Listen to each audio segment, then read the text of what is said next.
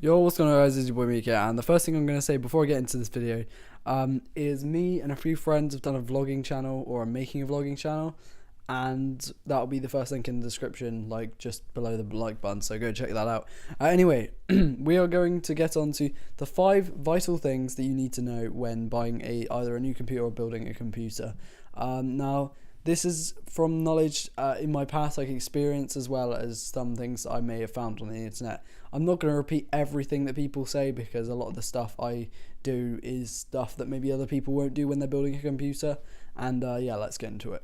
Okay, so the first thing I'm going to say is don't be afraid to buy used.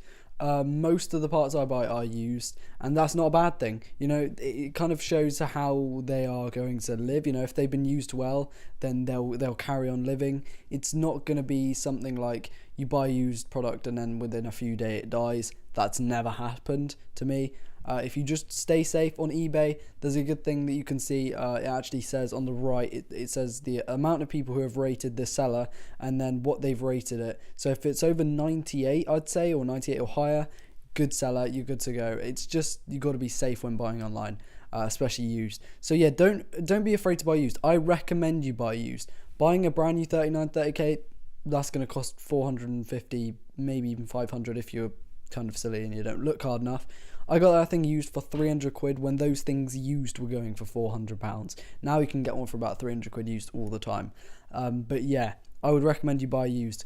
I've just went and bought a motherboard, a CPU, an i7 920, like one of the first i7s, and 6 gigs of RAM for £120.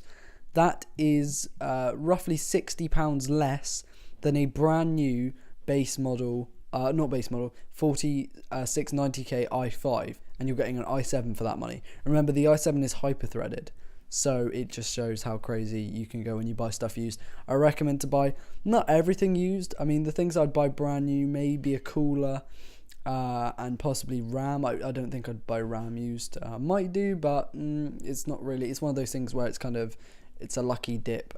Next thing is, don't be fooled by numbers. If like something I'm just going to put up on the screen right now, what will happen is people will kind of take advantage of the fact people see big numbers in computers and be like, great. Let's say the AMD 9590 is a good example of this. It's 5 gigahertz, 8 cores. People see that, whoa, that's a really good processor. You can pick those up used for 150, 200 pounds. A 3930K is a stock clock 3.2 gigahertz, and that's 6 cores. And you may be thinking, if you're the average user, well, the AMD must be better. That thing destroys the AMD in a lot of tasks, most tasks, apart from maybe single-threaded performance, and you can overclock that thing. Just don't be afraid by numbers. Something I would have had up here is that people will say 8 gigs of RAM, 500 gig hard drive, or 1 terabyte hard drive, 1000 gigs. They usually put it on 1000 gigabytes to make people show that it's more, when it means the same thing as 1 terabyte. And then they also put like 4.2 gigahertz, because they always go with AMD parts because they're cheaper, and they think, oh, what a bargain. You're not getting what you pay for. It might be cheap, and you know, it might be a good bargain for what you're looking for, but 9 times out of 10 it's going to be dreadful. It's going to be AMD. It's going to be, I'm not saying AMD is dreadful, but it's going to be like really low end parts that they just put big numbers in to make people want to buy the stuff. Okay, so this next one is know what you need in a computer. Think about it. What do you need? Well, me personally, I do video editing, I stream, I live encode video using the stream, I game a lot of the time, I might record using an external capture card, and there's something on my hand. So yeah, you need to know what you're doing. If you're gaming primarily, you want maybe a dual core, or like a mid-range i5 quad core, and a really nice graphics card, 970, 980. But if you're, say, not gaming and you're streaming, you're going to want a better CPU to manage all your tasks. So that's going to be something, you might want to go with an i7 and a lesser GPU.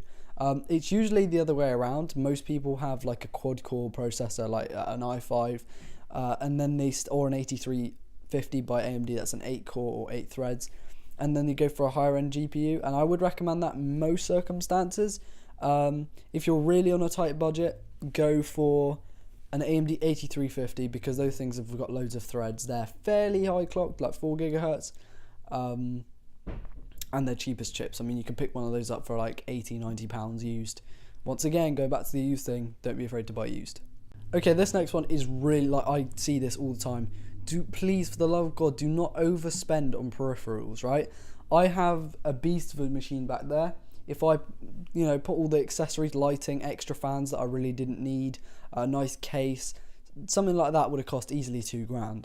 And my keyboard is a crappy little Razer keyboard, which I hate Razer anyway. If you're going for Razer, I just don't recommend Razer. From a long time user, I just don't recommend Razer. If you can get one for a good deal, maybe. But yeah, they're generally quite overpriced. So don't go out and spend like £200 on a mouse and keyboard when you could have spent that 200 quid. Like, you can get a GTX 980, a GTX 780 for £200 used. Yeah, that's kind of ridiculous. I have 2 monitors. I think they're some of the cheapest monitors that are available in the UK, brand new. They're Asus monitors, good quality monitors, 1080p, 5 millisecond response time, 60 hertz, good monitors. They cost £65 brand new. That is what you want. They're thin, they're light, they're good quality. They got DVI and VGA, so if you want to hook up something a bit less, like more low end, then you could do as well.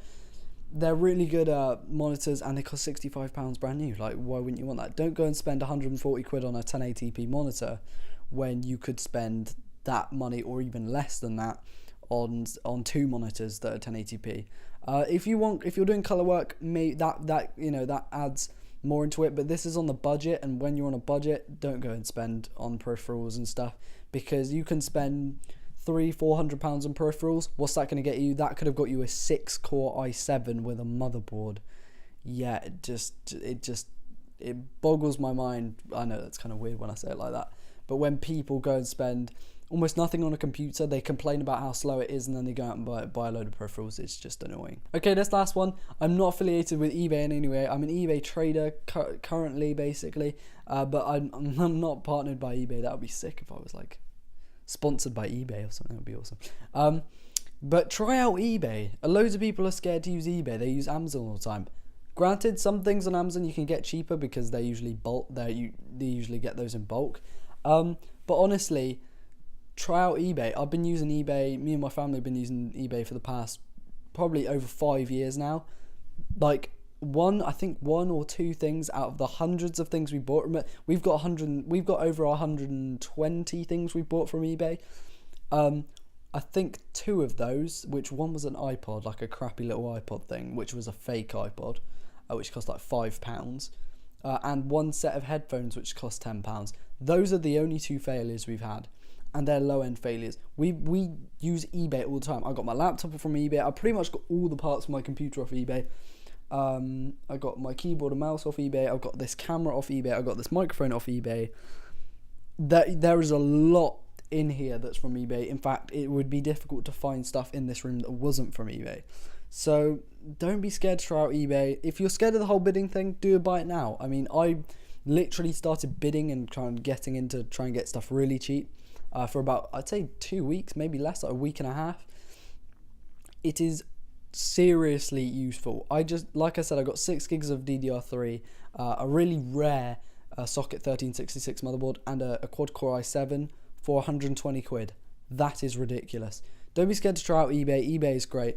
Loads of my friends use eBay, but loads of my friends my age, I'm 15 and 16, kind of around that age range, their parents are really scared to use eBay because basically you've just got to be mindful. I mean, look, they even give you like a feedback at the top, like if the seller's good, how long they've been trading for, and stuff like that. If you just kind of use your brain, then you're gonna get good deals. Otherwise, people who've been scammed usually are not very good at buying stuff online anyway. And I'm sorry if that comes like to you or anything.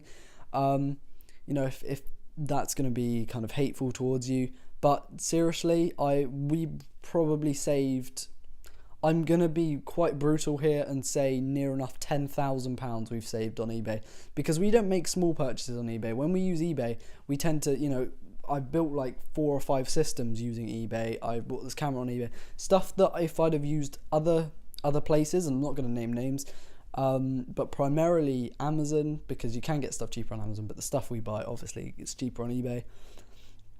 Saved near enough 10 grand. We have spent loads of money on eBay, which we could have spent more on other, in other areas. But seriously, you save loads of money using eBay.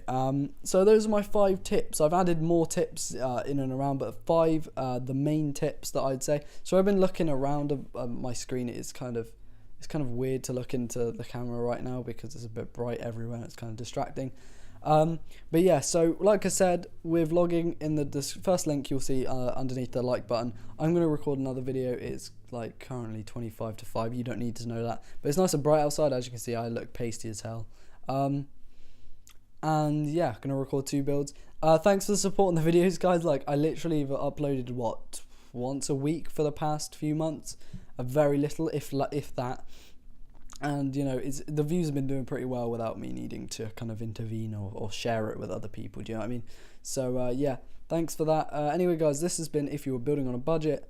Thanks for watching. It's been your boy Tom or Meek and your boy. Wow, that's weird. Anyway, see you later, guys.